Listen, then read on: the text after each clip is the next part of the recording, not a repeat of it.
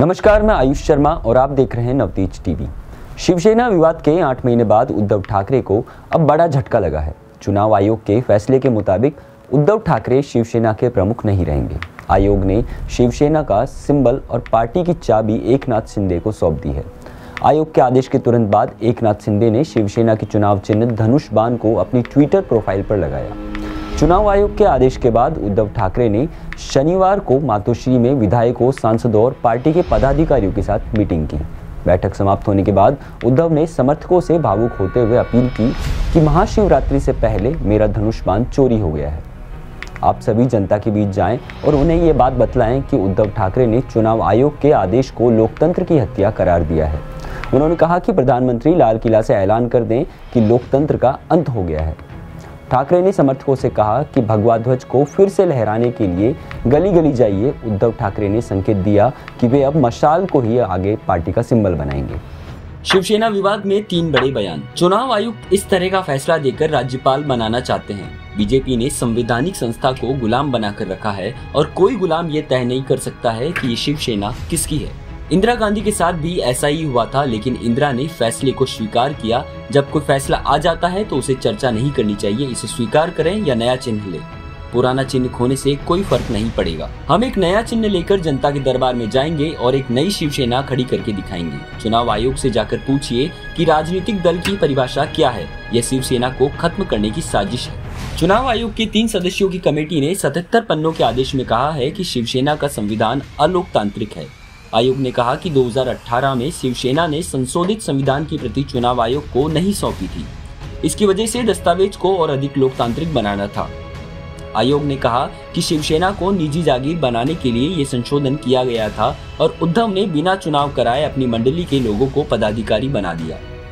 आयोग ने कहा कि 1999 में इन तरीकों को नामंजूर किया जा चुका है। उद्धव ठाकरे गुट की दलील थी कि उसके पास पदाधिकारियों की संख्या अधिक है, इसलिए शिवसेना पर उनका हक है। आयोग ने इसे खारिज कर दिया और विधायकों, सांसदों के बहुमतों के आधार पर एकनाथ शिंदे को शिवसेना की कमान सौंप दी। एडीआर की रिपोर्ट के हवाले से बताया गया कि 2019-20 में शिवसेना के पास 49 करोड़ की एफडी और 186 करोड़ की अचल संपत्ति है।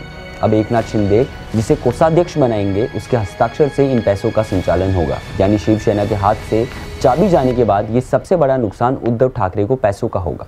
पूरे महाराष्ट्र में 42 जगहों पर शिवसेना के बड़े दफ्तर और मुंबई में 280 छोटे मोटे दफ्तर हैं, जिसको कब्जे में लेकर आगामी दिनों में विवाद भी हो सकता है। विधानसभा में शिवसेना के लिए अलॉट दफ्तर पर अब एकनाथ शिंदे का कब्जा रहेगा। हालांकि दादर स्थित शिवसेना का दफ्तर पार्टी के मुखपत्र सामना स्वामित्व ठाकरे के परिवार के पास ही रहेगा। सामना और दादर वाले दफ्तर का संचालन ट्रस्ट के जरिए किया जाता है। शिंदे को शिवसेना मिलने के बाद उद्धव गुट पर आर्थिक असर तो होगा ही, लेकिन चुनाव आयोग के फैसले का राजनीतिक असर भी देखने को मिल सकता है। आइए इस स्टोरी में विस्तार से जानते हैं। पिछले 27 सालों से बृहन-मुंबई नगर निगम बीएमसी पर शिवसेना उद्धव ठाकरे का कब्जा है। सूत्रों के मुताबिक नगर निगम चुनाव की घोषणा आगामी कुछ दिनों में हो सकती है। अगर मार्च तक चुनाव की घोषणा होती है तो उद्धव ठाकरे को चुनाव में नुकसान संभव है। वर्तमान में उद्धव ठाकरे को मशाल चुनाव चिन्ह आवंटित है, लेकिन आयोग ने उसे भी लेने के संकेत दिए हैं। इस स्थिति में उद्धव ठाकरे को नई सिरे से पार्टी के लिए आवेदन करना होगा। नई पार्टी बनाने और फिर सिंबल लेने में वक्त लग सकता है। ऐसे में नगर पालिका चुनाव में उद्धव की गाड़ी फंस सकती है। बीएमसी में अगर उद्धव को नुकसान होता है तो उनके जनाधार पर बड़ा असर पड़ेगा। पार्टी छीनने और सिंबल जाने के बाद समर्थक, विधायकों और नेताओं को रोकना आसान नहीं है।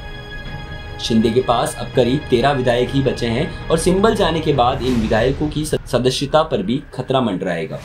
ऐसे में अधिकांश विधायक सदस्यता बचाने के डर से शिंदे खेमे में जा सकते हैं।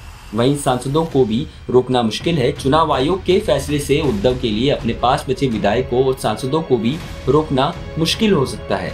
इसी बीच सांसद कृपालू तुमाने ने दावा किया है कि उद्धव गुट के 10 विधायक अभी हमारे साथ आने को तैयार हैं और कभी भी आ सकते हैं। शिवसेना का विवाद अभी सुप्रीम कोर्ट में है और 37 विधायकों पर दल बदल का खतरा मंडरा रहा है। चुनाव आयोग के फैसले से शिंदे गुट को सुप्रीम कोर्ट में राहत भी मिल सकती है। शिंदे गुट अब सीधे तौर पर कह सकेगा कि उसका दल ही मुख्य है, ना कि विधायकों ने दल बदल किया है। हालांकि चुनाव आयोग के फैसले के बाद सुप्रीम कोर्ट की मुश्किलें भी बढ़ी है। कोर्ट में अब नई सिरे से दलीलें सुननी पड़ सकती है। उद्धव ठाकरे ने कहा है कि शिवसेना की लड़ाई को भी सुप्रीम कोर्ट ले जाया जाएगा, यानी विवाद अभी और लंबा खिंच सकता है। बाला साहब ठाकरे के वक्त महाराष्ट्र के मुंबई, ठाणे, पालघर और कोंकण में शिवसेना की मजबूत पकड़ थी। 2019 के चुनाव में भी शिवसेना इन इलाकों में सबसे ज्यादा सीटों पर जीती थी। इन इलाकों में विधानसभा की करीब 100 सीटें हैं। शिवसेना में अब टूट के बाद पालघर, कोंकण और ठाणे में पार्टी के आसपास के नेताओं का अकाल पड़ गया है। जनाधार वाले सभी नेता शिंदे गुट में चले गए हैं। पार्टी में उद्धव और आदित्य के अलावा जनाधार वाला कोई भी नेता नहीं बचा है। ऐसे में उद्धव के सामने इन इलाकों में मजबूत पकड़ बनाना फिर से आसान नहीं होगा। फिर इन इलाकों में पार्टी की दफ्तर की कमी रहेगी, क्योंकि अधिकांश नेता अपनी संपत्ति पर शिवसेना कार्यालय का संचालन कर रहे थे। शिवसेना में टूट के बाद अब सबसे बड़ी बहस बाला साहब ठाकरे की तस्वीर के उपयोग को लेकर छिड़ी थी। उद्धव ने ठाकरे को यहाँ तक कहा था कि शिंदे को अपने बाप की तस्वीर का उपयोग करें।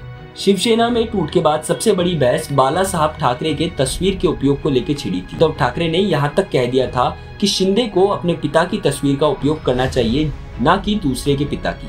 हालांकि शिंदे बाला साहब की तस्वीर को यूज करते आ रहे हैं। चुनाव आयोग के फैसले के बाद एकनाथ शिंदे बाला साहब की तस्वीर का उपयोग आसानी से कर सकते हैं और शिवसेना के संस्थापक रहे बाला साहब, क्योंकि एकनाथ शिंदे अब अध्यक्ष होंगे। मुंबई के शिवाजी पार्क के दशहरा मैदान भी शिंदे को रैली के लिए मिलेगा। गौरतलब है कि उद्धव ठाकरे वहीं से संदेश देते थे, जो कि अब वो नहीं दे पाएंगे। 26 फरवरी को पुणे के कस्बा और पिंपरी चिंचवाड़ सीट पर उपचुनाव होना है। चिंचवाड़ में बीजेपी और शिवसेना उद्धव गुट के बीच मुकाबला है। वहीं कस्बा में कांग्रेस और बीजेपी आमने सामने है। चिंचवड़ में एनसीपी ने भी अपना प्रत्याशी उतारा है। उद्धव अगर चिंचवड़ सीट से जीतने में सफल होते हैं तो पार्टी समर्थकों का मनोबल काफी ज्यादा बढ़ जाएगा। वहीं हार होने पर कई तरह की अटकलें भी लग सकती है। पार्टी नेता आदित्य ठाकरे ने प्रचार की कमान संभाल ली है। फिलहाल के लिए इतना ही। देश और दुनिया की तमाम खबरों के लिए देखते रहिए नवतेज टीवी। देश और दुनिया की हर बड़ी खबर के लिए सब्सक्राइब करें नवतेज टीवी और पल पल के अपडेट्स के लिए बेल आइकन को दबाना ना भूलें, क्योंकि आपकी खबरों का भरोसेमंद साथी है नवतेज टीवी।